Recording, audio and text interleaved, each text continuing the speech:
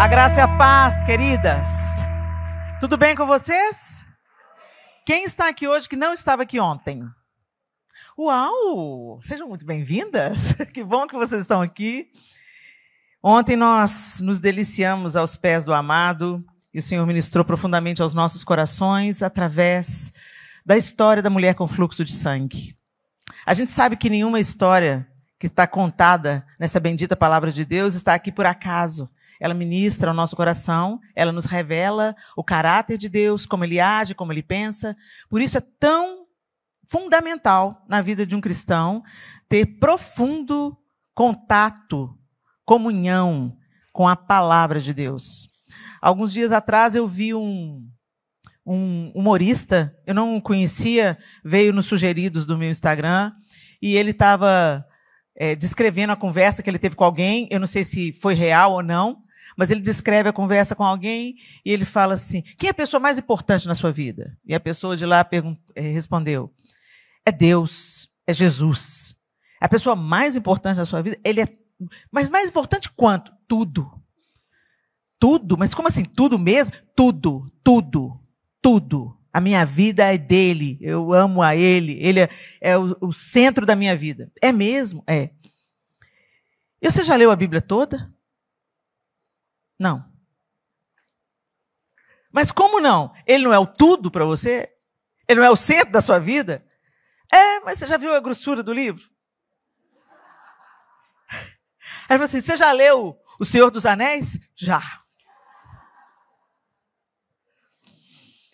E esse humorista, no final, eu não lembro direito o desfecho, mas ele termina falando assim: o pessoal está lendo a Bíblia por minha causa. Porque aí eles querem provar que creem em Deus, creem em Jesus e estão lendo a Bíblia. Estou lendo, tá? Então já está valendo. Mas essa brincadeira que ele fez, e as pessoas estavam rindo muito, me fez pensar. Aí na mesma hora, me lembrei daquele texto: esse povo honra-me com os lábios, mas o coração está longe de mim. E eu quero dizer a vocês, minhas irmãs, nós precisamos de nos achegar a Deus. Os dias são difíceis. E não me parece que eles vão melhorar. A promessa bíblica é de que a coisa vai piorar bastante antes de melhorar definitivamente. Mas o Senhor não perde nenhuma oportunidade de nos esticar, de nos preparar, de nos fortalecer e de fazer brilhar a luz dele no meio do caos. Então nós não deveríamos estar desanimados ou desesperados, aflitos, oprimidas, de maneira nenhuma. Nós deveríamos estar com a consciência de que, se a gente vê historicamente, quando aconteceram os avivamentos na história, eles vieram debaixo de intensa perseguição ou frieza espiritual. Se tem uma coisa boa na crise, é que ela revela o caráter e ela limpa o muro. As pessoas decidem a quem elas servem, a quem elas amam. E eu quero te encorajar: se você não se achegar a Deus, ser frequentadora de uma igreja não vai te fortalecer. Dar o dízimo e a oferta não vai te fortalecer. Cumprir os ritos da religião não vão te fortalecer. Tudo isso que eu falei aqui tem que ser o resultado natural de uma vida com Deus. Porque senão é fake. Senão é só verniz. E não é efetivo, não é eficaz. O que nos mantém firmes no dia mau e que mantém brilhando a luz de Cristo em nós é a nossa comunhão com Ele. E ontem eu falei para as meninas que estavam aqui, eu volto a repetir: não há comunhão com Deus sem diálogo com Ele. A parte da oração é a parte que eu falo, e a parte da palavra é Ele que fala. Eu só conheço o caráter de Deus através da palavra. Eu conheço como Ele age através da palavra. E muitas de nós estamos nos relacionando com Deus através de terceiros. Jesus disse: eu sou o caminho, não disse sou um caminho.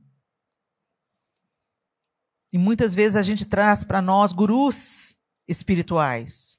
Homens e mulheres genuinamente de Deus, servos de Deus, que estão aqui para ensinar você, para guiar você, para encorajar você.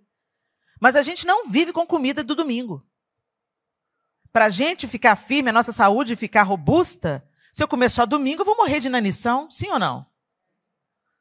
Mas espiritualmente, às vezes, a gente faz isso. E aí a gente não entende quando a depressão chega, o desespero, a angústia, o abatimento, o desânimo. E o peso, os dias ficam pesados, parece que a injustiça está ganhando, parece que Deus não está se importando com as nossas orações. Não. Deus continua sentado em um alto sublime trono. Ele não está com queda de braço com Satanás, não. Satanás é criatura, ele é criador. Agora, se ele permite que a aflição venha sobre nós, que a injustiça prevaleça no nosso meio, é hora da gente pensar no povo de Israel.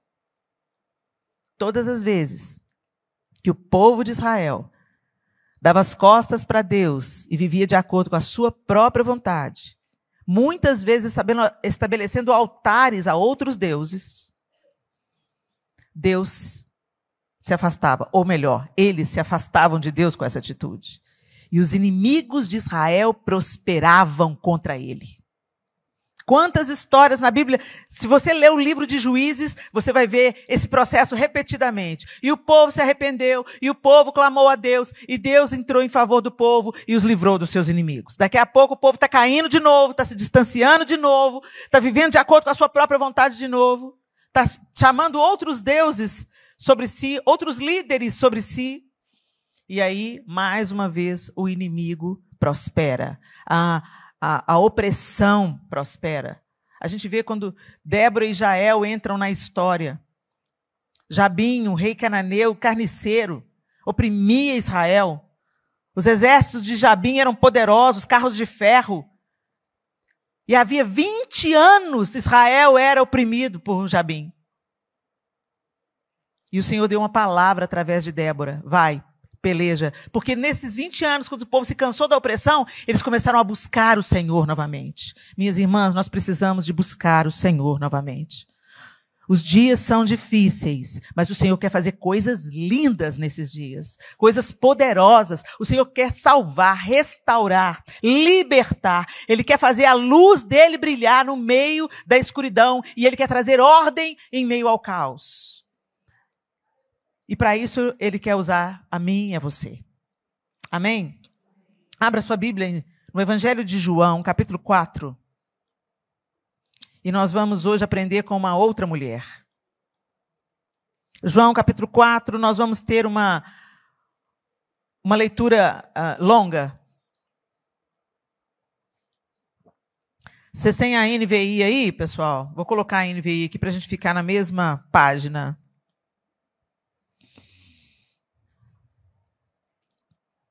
João, capítulo 4, a partir do verso 1. Eu estou usando a nova versão internacional, a NVI. Quando Jesus ficou sabendo que os fariseus ouviram falar que ele estava fazendo e batizando mais discípulos do que João, embora não fosse Jesus quem batizasse, mas os seus discípulos, saiu da Judeia e voltou novamente para a Galileia. No entanto, era necessário que ele passasse por Samaria. Assim, chegou a uma cidade de Samaria, chamada Sicar, perto das terras que Jacó tinha dado a seu filho José. Havia ali o poço de Jacó. Cansado da viagem, Jesus sentou-se à beira do poço. Isto se deu por volta do meio-dia. Nisso, veio uma mulher samaritana tirar água. Jesus lhe disse: dê-me um pouco de água. Os seus discípulos tinham ido à cidade comprar comida. A mulher samaritana lhe perguntou: como o Senhor, sendo judeu, pede a mim, uma samaritana, água para beber? Ela perguntou isso porque os judeus não se dão bem com os samaritanos. Jesus lhe respondeu: se você conhecesse o dom de Deus e quem está pedindo água, você lhe teria pedido e ele lhe teria dado água viva. A mulher disse: o Senhor não tem com que tirar a água e o poço é fundo. Onde pode conseguir essa água viva? Acaso o Senhor é maior do que o nosso pai Jacó, que nos deu o poço, do qual ele mesmo bebeu, bem como seus filhos e o seu gado?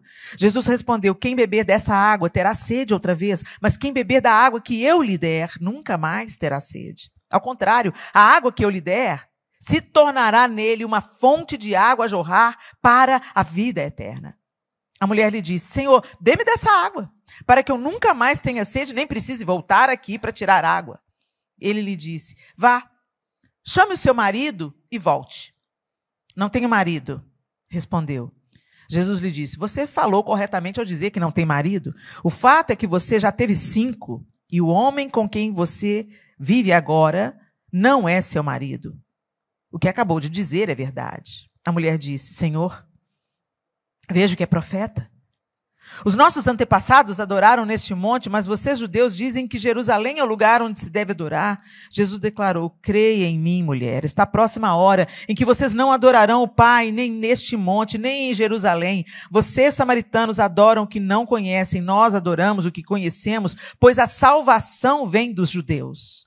No entanto, está chegando a hora, e de fato já chegou, em que os verdadeiros adoradores adorarão o Pai em espírito e em verdade. Estes são os adoradores que o Pai procura. Deus é espírito, e é necessário que os seus adoradores o adorem em espírito e em verdade. A mulher disse: eu sei que o Messias vem, e que é chamado Cristo. Quando vier, ele nos explicará tudo. Então Jesus declarou: eu sou o Messias. Eu que estou falando com você. Naquele momento, seus discípulos voltaram e ficaram surpresos ao encontrá-lo conversando com uma mulher. Ninguém, porém, perguntou: o que pretendes? Ou por que estás conversando com ela? Então, deixando o seu cântaro, a mulher voltou à cidade e disse ao povo: venham ver um homem que me disse tudo o que tenho feito. Será que ele não é o Cristo? Então saíram da cidade e foram até onde ele estava. Enquanto isso, os discípulos insistiam com ele: Rabi, come alguma coisa. Ele, porém, lhes disse: tenho algo para comer que vocês não conhecem. Então os seus discípulos disseram uns aos outros: será que alguém lhe trouxe comida? A minha comida, disse Jesus, é fazer a vontade daquele que me enviou e concluir a sua obra. Vocês não dizem: só daqui a 4 meses haverá colheita? Eu digo a vocês que abram os olhos e vejam os campos. Eles estão maduros para a colheita. Senhor, obrigado pela tua palavra. Que privilégio nós temos, Senhor, de podermos acessar a Bíblia, ler a Bíblia, ter várias versões da Bíblia. Nós te somos gratos. Tantos irmãos amados que estão espalhados pelo mundo gostariam de ter esse privilégio. Os nossos irmãos na Coreia do Norte gostariam de ter esse privilégio. Os nossos irmãos, Senhor, no norte da África gostariam de ter esse privilégio. Mas como a liberdade, Senhor, dos teus filhos tem sido cerceada, e nós sabemos que também isso é o cumprimento da tua profecia. Mas nós te pedimos, Senhor, que nós que estamos aqui no Ocidente, que ainda temos a oportunidade, o privilégio de nos debruçarmos sobre a tua palavra e aprender do Senhor, que a gente não desperdice. Que a tua palavra ministre ao nosso coração, transforme a nossa mente e gere em nós uma nova maneira de viver. Em nome de Jesus. Amém. Esse texto e essa mulher também são bem conhecidos de nós. Essa mulher samaritana, intrigante, uma mulher diferente que vinha ao poço tirar água ao meio-dia. O texto começa dizendo que Jesus saiu da Judéia para ir para a Galileia e era-lhe necessário passar por Samaria. Mas essa não é uma necessidade geográfica. Inclusive, os judeus evitavam de passar por Samaria porque eles tinham uma rixa, gente. E quando era rixa, o negócio não é assim, um desentendimentozinho como a gente tem, não.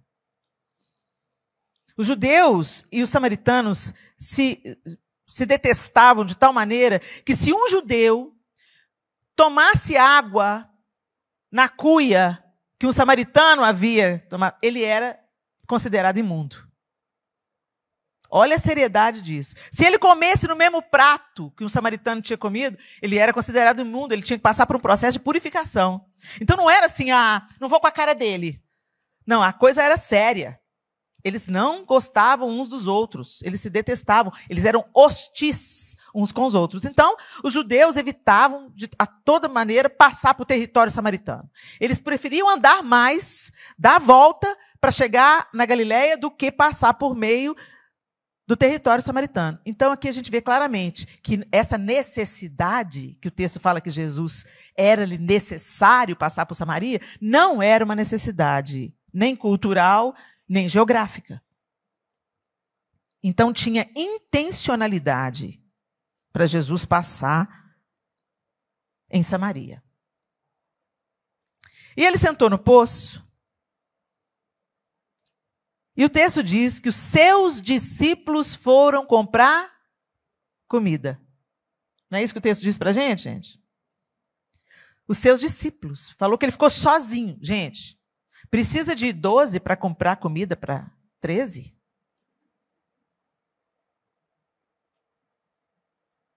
Isso fala para a gente que Jesus queria ficar sozinho, ele precisava ficar sozinho. Aqueles homens ali com a mentalidade dos judeus, sem ainda a revelação plena de quem Jesus era, do que ele vinha fazendo e do que ele faria, eles tinham um entendimento ainda limitado.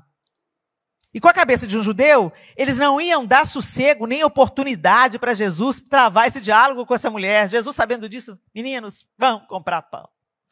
Eu fico imaginando, não, fica aí, João, fica com o mestre, Pedro, fica aí. Não, vamos comprar pão, vão.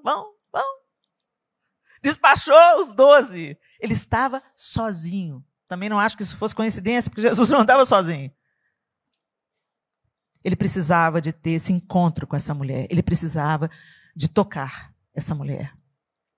E talvez você pense que o Senhor nem te nota, nem te vê, né? O Senhor tem coisas mais importantes para fazer. Gente, Deus não se limita na nossa caixinha craniana. Deus não tem os limites que a humanidade tem. Deus é onipotente, onisciente, onipresente. Ele é autoexistente, autossuficiente. Ele não é como a gente é. E às vezes a gente quer reduzir Deus à nossa caixinha e a gente pensa que Deus tem os seus preferidos e que cuida mais de uma do que cuida de outra, que cura mais uma do que cura a outra. Não, gente, Deus não tem filhos preferidos. Ele não faz acepção de pessoas. Mas existem aqueles que preferem Deus. Tem os filhos que preferem estar à mesa do Pai do que qualquer outro lugar. Então, certamente, esses filhos vão saber coisas sobre o pai que os outros não vão saber. Vão ouvir histórias do pai que os outros não vão ouvir. Vão viver coisas com o pai que os outros não vão viver. Então, quando você vê alguém desfrutando dos banquetes do pai, eu quero que você lembre que a mesa foi posta para todos. O convite foi feito para todos. Uns aceitam, se assentam à mesa, desfrutam de tudo que o pai tem para dar. Inclusive da correção. Porque pai é pai completo. Pai não fica só mimando a gente, alisando a gente. Pai também fala não, pai também fala espera. E pai também dá umas boas varadas. A palavra de Deus diz que o Senhor disciplina, corrige a todo aquele que ele ama. E açoita a todo aquele que ele quer bem. Parece duro, ainda mais na nossa cabeça, mais uma vez, oriental, né? Ocidental, que pensa, não, a gente não pode nem a vara a gente pode usar mais nos nossos filhos, isso é uma violência. Não estou aqui para questionar isso, tá? Isso aí é para outro encontro, outro spa. Mas o fato é que a Bíblia diz que ele açoita o filho que ele ama, corrige o filho a quem ele quer bem. E a gente sabe, como mães, que quando a gente realmente ama um filho, a gente vai dar limite para ele. E a gente já está vendo aí os desmandos de uma geração que não se pode contradizer. Uma educação, como é que fala? Educação positiva. Gente, não quero ridicularizar a educação positiva, não, ok? Ela tem os seus ganhos, mas assim, tudo tem equilíbrio, gente. Você não vai espancar o seu filho e você não vai deixar ele fazer tudo o que ele quer. Porque ele não sabe a altura de um abismo, você tem que dar limite. Você já viveu a estrada, seu filho está vindo atrás, você tem que preparar o caminho, e muitas vezes preparar o caminho vai ser, não passa por aqui não. Eu já passei, eu vi que deu ruim, não vai. Mas a gente tem essa relação com Deus. Pensa que Deus tem que tratar a gente assim, numa educação positiva. E Deus às vezes vai falar, não vai. E quando nós aceitamos a correção de Deus, como Ele nos alinha, como nós somos curadas e como nós sentimos o seu amor. Então o amor de Deus também diz não. O amor de Deus também fala, espera, ainda não, você não está pronta para isso. Você não pode ter a faca agora, você tem 2 anos de idade. Não, ainda não, você não está madura o suficiente para isso. Você não sai sozinha, você não dirige, você não tem nem carteira. Deus não é diferente com a gente. Agora pega esse Deus, Pai perfeito, sem as limitações de um pai humano, sem as dores e as feridas que o pai humano às vezes trouxe da sua família de origem. Deus é perfeito. A mesa está posta. Ele tem amor para todos. Tem perdão e misericórdia para todos. Mas nem todos se assentam à mesa. Nem todos aceitam o convite. Nem todos investem tempo para estar com Deus. Vocês percebem, como eu falei hoje, eu repito hoje, Deus está sempre num movimento de nos convidar, no movimento de nos incluir, no movimento de nos tocar. Nós o amamos porque Ele nos amou primeiro. E Ele nos revelou. Jesus nos revela o Pai e o Espírito nos revela o Filho. Nós não encontramos Jesus pelo nosso intelecto, nós encontramos Jesus pela revelação do Espírito Santo. Ele nos mostrou Jesus. Ele nos apresentou Jesus. Ele nos conduziu ao arrependimento, à consciência e arrependimento de pecados. E é Ele que vai formar em nós o caráter de Cristo. E isso é um processo. Mas dessa maneira, como a gente acabou de ler no texto, a gente viu que o Senhor Jesus, Ele preparou todo o ambiente para se encontrar com aquela mulher. Ele foi intencional, Ele dispensou os seus discípulos, muito provavelmente para estar a sós com ela, e Ele estava lá na hora que Ele sabia que ela estaria. Não era para ir mulher nenhuma no poço ao meio-dia. As mulheres pegavam água ou nas primeiras horas da manhã ou no entardecer. Não tinha esse negócio de pegar água porque ficava fora da cidade. Elas tinham que andar uma distância e o sol é escaldante em Israel. Então, o que leva uma mulher ao meio-dia e buscar água no poço? O que aconteceu? E quando a gente vê no texto que foi revelado que ela era uma mulher de moral duvidosa, algumas pessoas acreditam, alguns estudiosos acreditam que o problema daquela mulher samaritana não era impureza sexual. Ela não tinha recebido carta de divórcio por causa de impureza sexual. Alguns estudiosos pensam que ela era muito topetuda.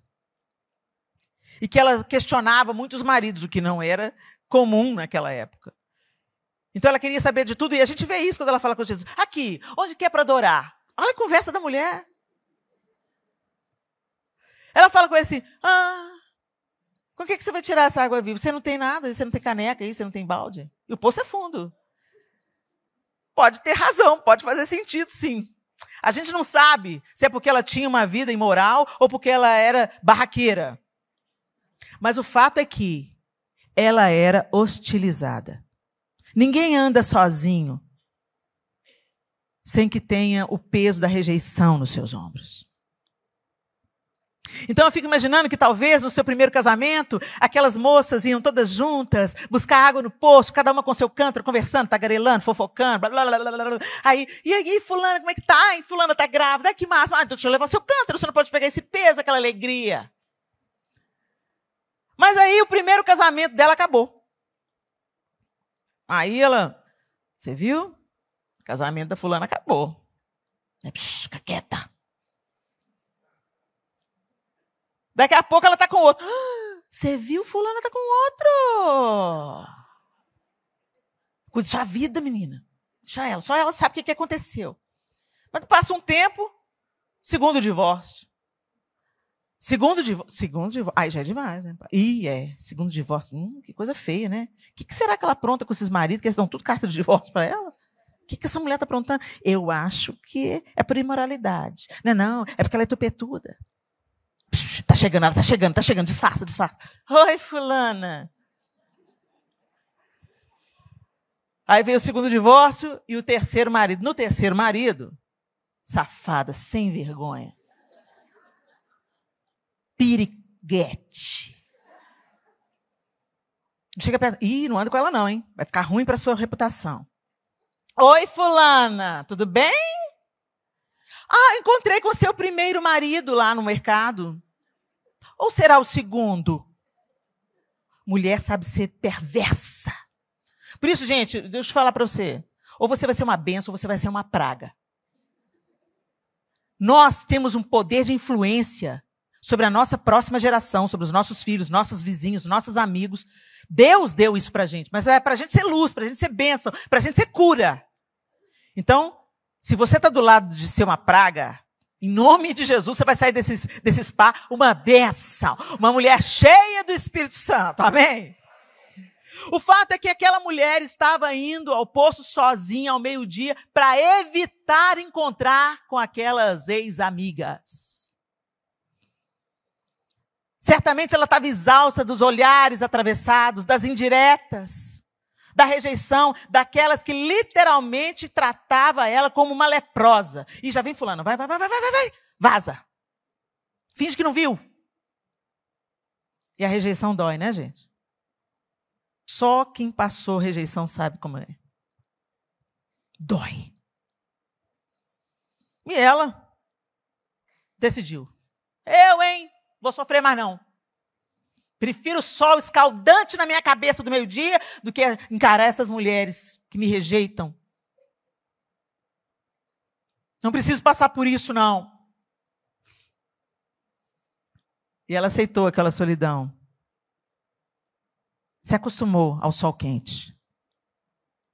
E quantas de nós se acostuma, né? Se acostuma à rejeição. Acostuma com o sol quente.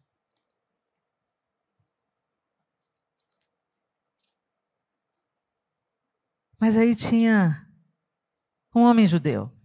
Junto ao poço estava eu, quando um homem judeu viu a sede que havia em mim. Eu fico imaginando ela chegando com o cântaro dela. E... quem é aquele lá? Ai, ai, ai. Será que é alguém que vem me encher a paciência? Eu vim aqui o meio-dia para não ter ninguém. Quem que é aquele lá? Eu fico imaginando Jesus sentado na sombra. E ela chega, olha de rabo de olho, vai tirar a água. Olha para o outro lado, tentando evitar o contato. Mas você pode evitar o contato tanto que for, o Senhor te acha. Às vezes você não percebe, mas Ele manda pessoas. Ele me tira lá de Belo Horizonte, gente. A Andréia, dá um sonho para a Andréia, o spa da alma. Ele está vindo para a beirada do poço, minha linda. Ele está sendo intencional em reunir você aqui. Você acha que você veio aqui para me ver? Não. A gente é tudo do mesmo material. Você veio aqui porque você tem sede daquilo que eu carrego. E é tudo sobre Ele, não é nada sobre mim. É pela graça e misericórdia. E essa mesma graça e misericórdia disponível para mim está disponível para você. Deus me usa, Ele quer te usar também. Sabe, não tem esse negócio assim, prateleira de cima. Não tem esse negócio não. Na prateleira de cima está Ele. A gente é tudo vaso de barro. Mas Ele quer nos encher com seus tesouros. Da mesma forma que Ele foi intencional com aquela mulher, naquele poço. Uma mulher que ninguém queria por perto. Ele também está sendo intencional com você nessa manhã.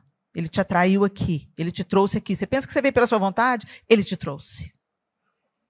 Eu não sei se você veio convidado por alguém que está aqui, mas eu quero te dizer, não sei se você tem algum contato com o Evangelho de Jesus Cristo, mas eu quero te dizer, Ele te trouxe aqui.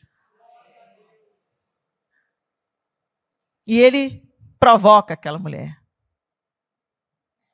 Você pode me dar um pouco d'água?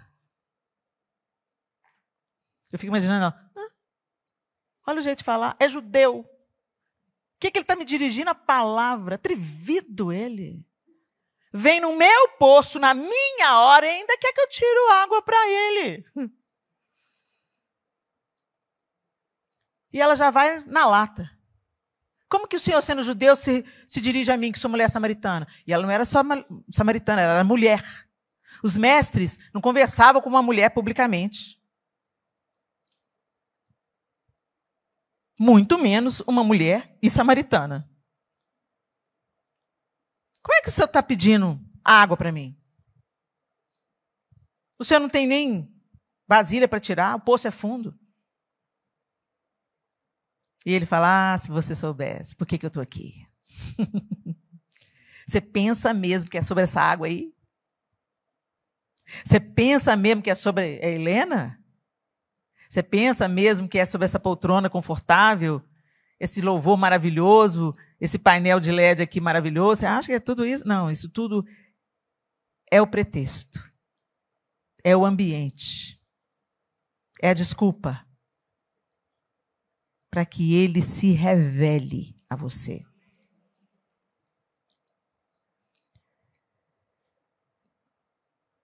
Aí você chegou até aqui. Talvez como a mulher de Samaria. Com barreiras, com traumas. Aquela mulher tinha barreiras, uma barreira étnica, porque ela era samaritana, uma barreira de gênero, porque os homens não conversavam publicamente com mulheres, nem as mulheres conhecidas, muito menos as desconhecidas. E também tinha uma barreira moral, social. Ela tinha alguma coisa que não estava de acordo com o protocolo na vida dela. Dar-me de beber. Jesus precisa de alguma coisa, gente? Ele é Deus. Ele é Deus. Mas da mesma forma que o Senhor nos alcançou, nos tocou, se vestindo da nossa roupa de humanidade, ele se tornou como um de nós, para se identificar conosco. Vale lembrar, gente, que durante 30 anos, Jesus foi o quê? Gente, filho, irmão, primo, aprendiz. Nos seus 30 primeiros anos de vida, a Bíblia fala do episódio que ele foi encontrado no templo. Os pais deixaram o menino para trás. Quando deu falta dele na caravana da volta, voltaram procurando Jesus e encontram Jesus aos 12 anos, ensinando para os mestres da lei. E aí para, e ele já aparece para ser batizado por João Batista. Vocês estão entendendo? Ele foi gente. Ele fez coisas comuns, ordinárias, do dia a dia, coisas simples. Por isso mesmo que ele foi desacreditado na sua própria terra. Como que eles iam acreditar que Jesus, o filho da Maria, o irmão do Tiago, do falecido José, filho, como é que é o cara que conserta as rodas? Como é que é o cara que constrói cadeira? Como é que esse cara é o Messias? Não é mesmo? É herege, mata ele. Mas o fato de Jesus ter encarnado e vivido com a nossa roupagem diz muito para nós. Diz que ele fez o caminho de encontro, se identificou com a nossa limitação, com a nossa dor. Então você pensa assim, mas Jesus nunca passou por rejeição. Passou. Jesus nunca passou por traição. Passou. Jesus nunca sofreu decepção. Não, Pedro foi uma lindeza. O cara estava nos 5 tops. Onde Jesus ia, que não podia entrar todo mundo, Pedro estava. E na hora H, não conheço, nunca vi. Então não tenha dor que você sinta, rejeição, traição, decepção, que Jesus não tenha experimentado pessoalmente. E ele chega para essa mulher e ele fala, me dá de beber. Essa é uma situação de vulnerabilidade. Se o rei do universo se coloca numa situação de vulnerabilidade, como ser humano, para pedir para alguém dar água para ele, ele que é a própria fonte da água da vida, ele pede, ele está gerando uma conexão com essa mulher. Você tem vulnerabilidade? Eu também tenho, me dá de beber. Você tem sede? Eu também tenho. Minha carne também sente sede. Eu sou a fonte, mas nessa roupagem humana eu sinto sede. Eu tenho necessidades fisiológicas. E ele se aproxima dessa mulher. Jesus entende a sua dor, minha linda.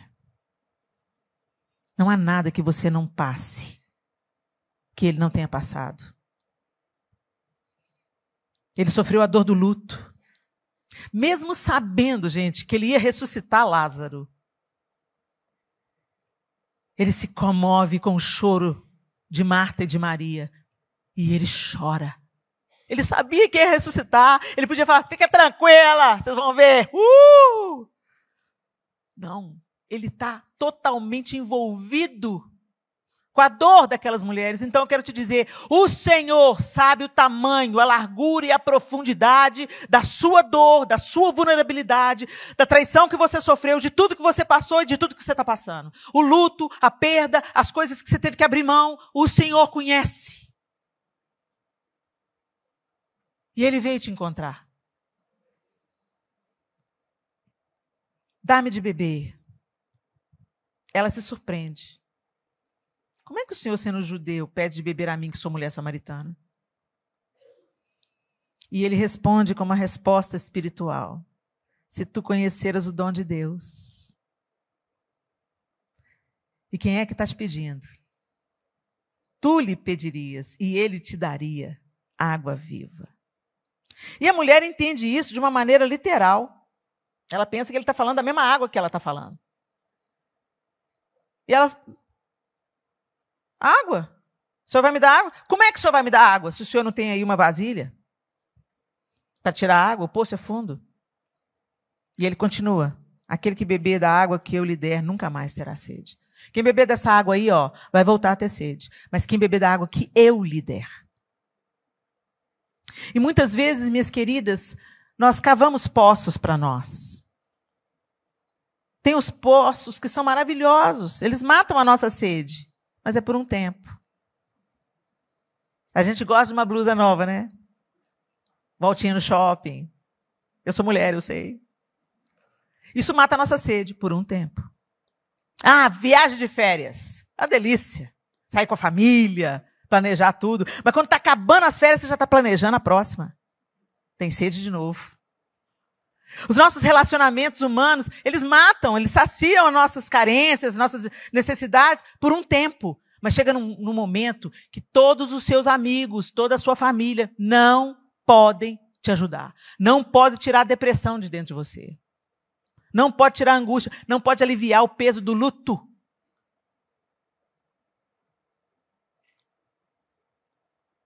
Poço. Poço é aquilo que o homem faz. Ele cava até acessar o lençol freático, constrói, edifica para não desbarrancar, edifica em volta e ali dá acesso a algo que Deus criou, a água. Deus também criou a família. Deus também criou os amigos, os relacionamentos, as delícias da vida. Mas nada disso é maior do que Ele. Nada disso tira completamente a sua sede, te sacia plenamente. É tudo por enquanto. Gente, tudo que você tem hoje, tudo que eu tenho hoje é temporário. Quando a gente pensa isso, dá até um negócio esquisito dentro da gente. Porque a gente não nasceu para morrer. A gente foi formado para ser eterno.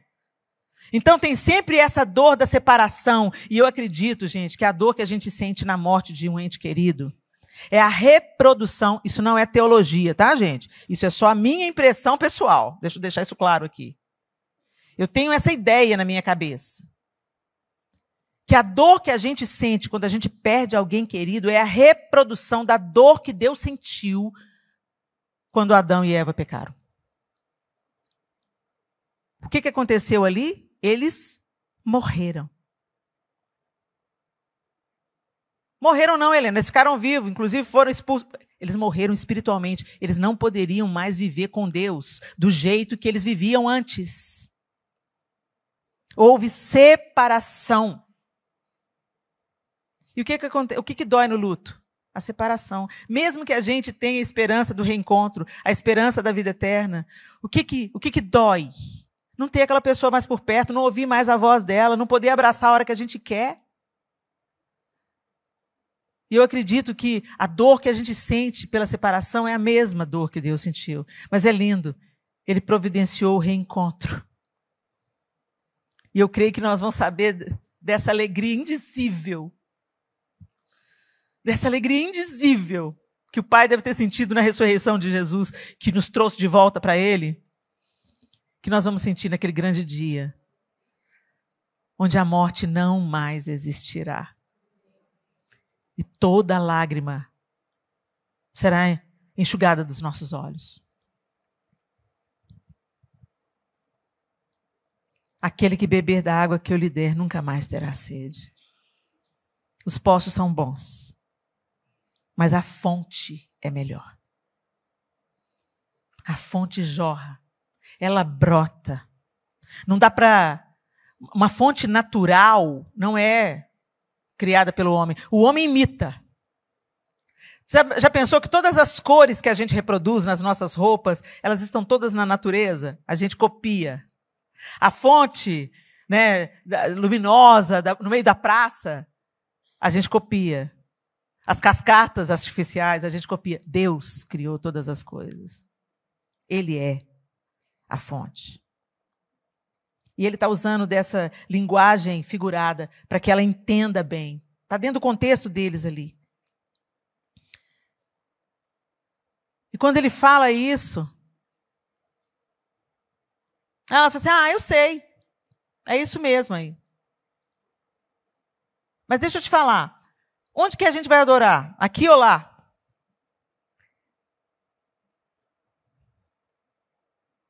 Jesus fala com ela, vai. Vai buscar o teu marido. Olha ele provocando ela de novo. Vai buscar o seu marido. E ela sai pela tangente. Ela muda de conversa. Não tenho marido. Falou bem, você não tem. Porque você já teve 5 e esse que você está com ele agora não é seu. Tuf. Ixi, agora eu me constrangi. Agora ele me achou. Não posso esconder nada dele.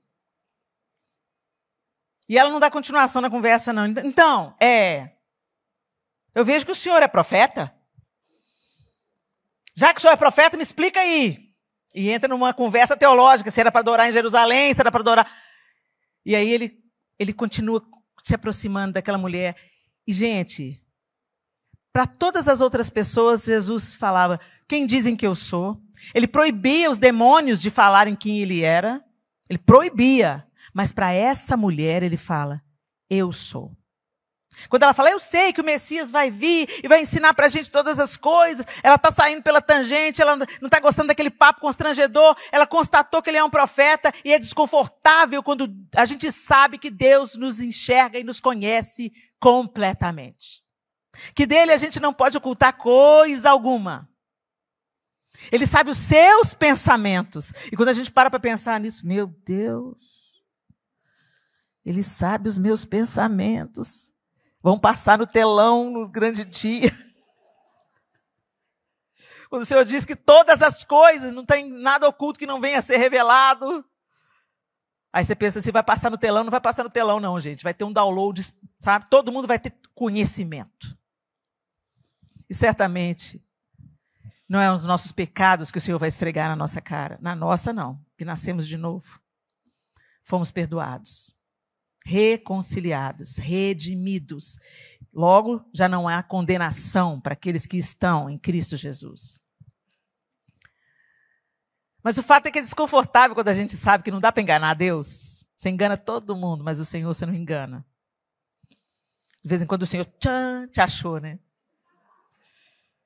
Vê a boca grande da Helena e fala exatamente o que você está vivendo. E eu não sei de nada. Eu falo, Senhor, eu não conheço aquelas mulheres que estão lá, mas o Senhor conhece cada uma delas, e o Senhor sabe a necessidade de cada uma delas.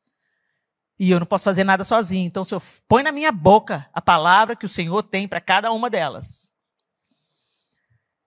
Olha como é que Deus te ama. Ele não te encontra para te constranger. Ele te encontra para te libertar. Ele te encontra para se apresentar a você. Eu sou o Messias. Eu que falo contigo. Gente, que coisa magnífica. Que tremendo.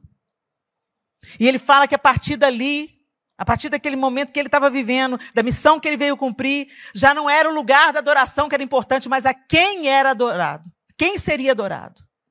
Você pode adorar no seu banheiro, você pode adorar no carro, você pode adorar na igreja. Não é sobre o lugar, é sobre adorá-lo em espírito e em verdade.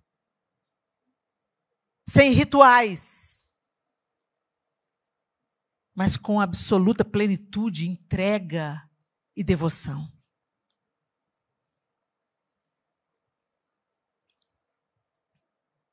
Essa mulher, então, constrangida por aquele checkmate de Jesus, né? Deixa o cântaro e sai correndo para a cidade. Quem aqui assiste The Chosen? Vocês viram essa cena, gente? Essa cena da mulher samaritana foi fantástica. Porque ela fica assim, bobona, sabe? Eu vou contar para todo mundo. Eu vou contar para todo mundo o que Deus fez por mim. Eu vou contar as maravilhas de Deus. É isso que ela foi fazer. Deus restaurou a minha vida e me deu uma voz para a minha geração. É isso que o Senhor quer fazer. Ele quer te restaurar e te dar uma voz para a sua geração. E foi isso que ele fez com aquela mulher, a mulher mais improvável, a mulher com 5 casamentos e uma coisa esquisita aí na vida dela. Foi ela que o Senhor foi buscar. Intencionalmente, ele foi encontrar aquela mulher, ele foi achar aquela mulher, ele se revelou a ela, ele tirou aquela mulher do cativeiro que ela vivia, emocional, espiritual, físico, porque ela estava ali, debaixo do sol quente, todos os dias ao meio-dia, envolvida com vários homens. O Senhor a tirou desse estado. E, gente, em questão de minutos, a imoral, a pecadora, vira uma voz de proclamação para Samaria. Ela deixa o cântaro e vai correndo anunciar dentro da cidade tudo o que Jesus tinha falado para ela. Naquela hora, acabou o medo da rejeição, acabou o medo, talvez, se eu for falar para o povo vai me apedrejar, o povo não vai querer me ouvir por causa da minha fama, por causa da minha história, por causa da rejeição. Ela ignorou tudo isso, ficou para trás.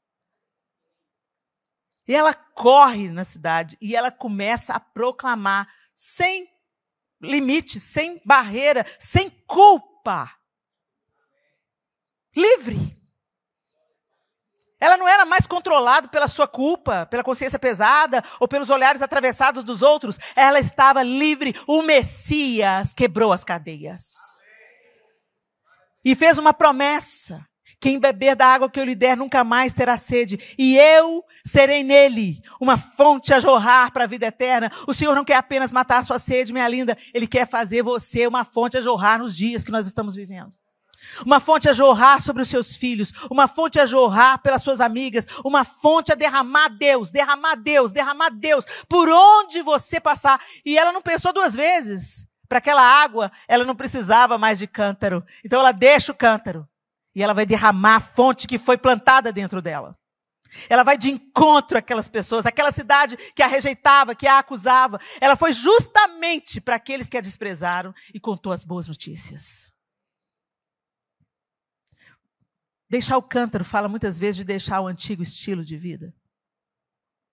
Deixar o símbolo da sua escravidão para trás. O símbolo do seu cativeiro. O símbolo da sua humanidade. O corpo dela precisava daquela água. Ela tinha que carregar a água. Mas naquele momento, o que foi derramado sobre ela foi tão completo que ela não tinha falta de nada. Ela não se preocupou com o que ela ia pegar a água na próxima ida ao poço. A gente, às vezes, como mulheres, nós vivemos tão embaraçadas com as preocupações dessa terra, com aquilo que é temporário. A gente pensa no salário, a gente pensa como é que eu vou estudar os meus filhos, como é que eles vão entrar na faculdade, E o Senhor fala para a gente não preocupar, que Ele vai cuidar de nós. Primeiro lugar, o reino de Deus, a sua justiça. As demais coisas serão acrescentadas. Ele dirige, Ele provê, Ele abre uma porta para você, você vai passar no concurso se você estudar, e Ele vai provendo as coisas. Mas não é isso que ocupa a centralidade do seu coração, dos seus anseios. Quantas vezes, minha querida, você está aí com um cântaro na cabeça ao meio-dia, o dia inteiro. Cântaro pesado, o dia inteiro. E o Senhor está falando para você, essa vaga no concurso é temporária. Ela vai matar a sua sede por um tempo. Esse relacionamento que você está vivendo é temporário. Até os seus filhos, que saíram de dentro de você, são temporários. Eu casei o Miguel e o Arthur. E é tão interessante a gente ver que a gente virou coadjuvante. Passei de estrela principal a coadjuvante. E está tudo bem, porque um dia eu tirei o João da casa da mãe dele também e passei a ser a mulher principal. É o ciclo da vida. E a gente prepara os filhos da gente, é isso mesmo, é para lançar como flechas, que eles construam famílias saudáveis e que eles sejam uma bênção. Então a gente vê que até os filhos, e é instantâneo. É instantâneo. A minha palavra não tem mais a primazia. O domínio, a orientação. Ele escuta, sim, meu conselho. Mas se a Thaís não concordar, nada feito. Se a Ruth não concordar, nada feito. E graças a Deus por isso. Esse é um casamento saudável. Mas é ruim, né? A gente perder o controle das coisas. E a gente gosta. Né? A gente que é mulher, a gente ama ter o controle. E por causa desse amor pelo controle, a gente fica aí, com 3, 4 cântaros na mão. 4 cântaros na mão, tá pesado, você quer ter o controle de tudo. Não, eu é que tenho que providenciar minha água. Quero depender de ninguém. Eu quero te dizer, no relacionamento de amor, tem interdependência. Nós precisamos de depender de Deus. Se você acha que você depende muito de você, eu quero te dizer, se romper uma pequena veiazinha na sua cabeça, você pode ficar numa cadeira de roda pro resto da sua vida, ou pode partir dessa para melhor. Se você sofrer um acidente simples, uma queda, você pode ficar impedido de andar para o resto da sua vida. Nós somos tão frágeis. Mas a gente tem o nariz bem empinado. E isso traz tanto cansaço.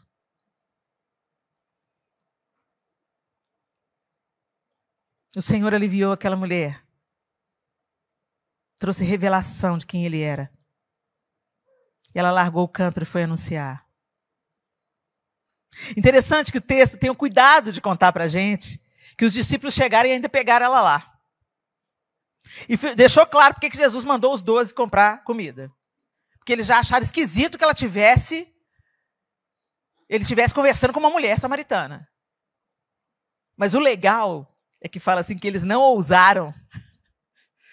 Tinha um clima ali, gente, tinha uma revelação ali, tinha alguma coisa na cara daquela mulher que estava brilhando para impedir aqueles caras, sisudos e julgadores, de falar, o que o senhor está conversando com essa mulher? Ela está te importunando, mestre? Eles não ousaram. Eles viram que Jesus estava fazendo algo ali que eles não podiam interferir. E queriam que Jesus comesse. Então, chegamos com a comida. E Jesus falou assim, vocês ainda estão nessa, preocupados com a comida? A minha comida é fazer a vontade do meu Pai. Deus está fazendo algo grande aqui em Samaria. Daqui a pouco vem uma multidão trazida por aquela mulher. E eles creram em Jesus por causa daquela mulher. Eu quero te dizer, minha linda, o Senhor não quer apenas te encontrar no lugar onde você está. Ele é intencional nisso. Ele provoca esse encontro, essa conversa. Ele se revela a você. Ele mostra a você que as coisas dessa terra têm um tempo marcado. São temporárias. Te matam a sede só por um tempo. Mas que Ele é a fonte da água da vida. E que Ele quer matar a sua sede. A sua sede de aprovação. A sua sede de aceitação. É claro, nós precisamos de validação, sim. Nós precisamos de aceitação, sim. Mas a gente não depende disso para ser feliz. Porque nós já fomos completamente aceitas. Completamente redimidas. E a nossa principal busca é ser aprovada por Ele. E isso é suficiente. Quando essa for a sua maior sede, ser aprovada por Ele, você não vai ser mais manipulada pelos seus medos e inseguranças. Você vai ser governada pelo Espírito Santo. E você vai entender que você não convence ninguém, mas que você é um instrumento afiado que Deus quer usar para tornar a palavra dele conhecida. Deus quer fazer de você uma samaritana Ele quer que você largue hoje o cântaro e volte para casa para contar a boa notícia. Feche os seus olhos.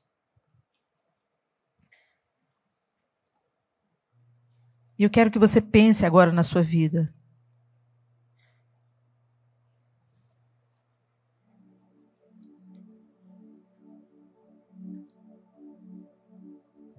Quem você está evitando? Ou o que você está evitando? A gente pensa que a gente pode fugir da dor, fugir da rejeição, dos olhares atravessados, da conversa fiada, das calúnias, dos julgamentos.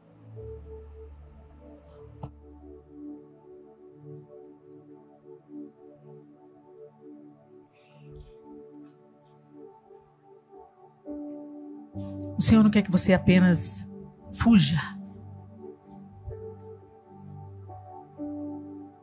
Ele quer que você, curada, suporte.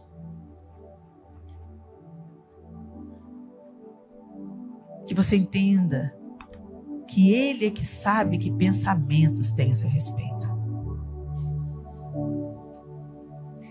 Que Ele tem planos de bem e não de mal para você. Que Ele é intencional para te encontrar, se apresentar a você e te curar, te afirmar, te capacitar,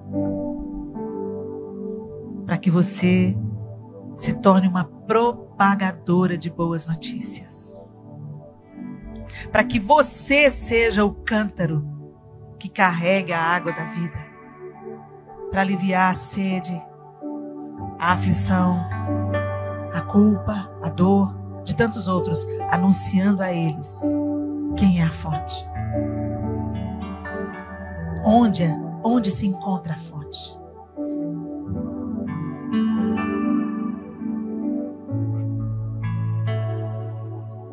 E nisso reside tanta alegria, minhas irmãs. Quando nós encontramos o Senhor, descobrimos que não é sobre quem somos, de onde viemos, filhos de quem somos, o bairro que moramos, o carro que dirigimos, não é sobre isso. Que não é sobre aquilo que a gente pode oferecer a Ele.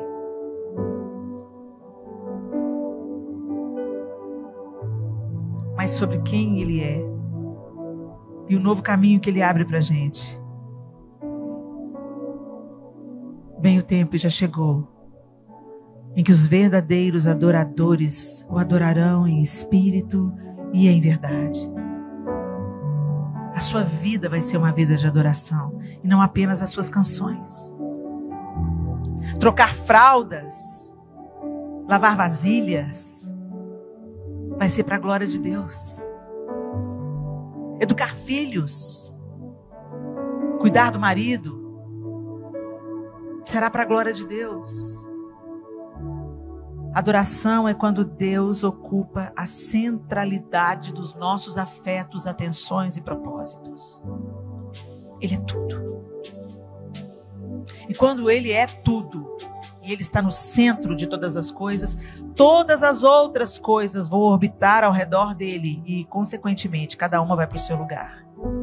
Para de tentar controlar, minha linda. Você não controla nada, embora você acredite que controla.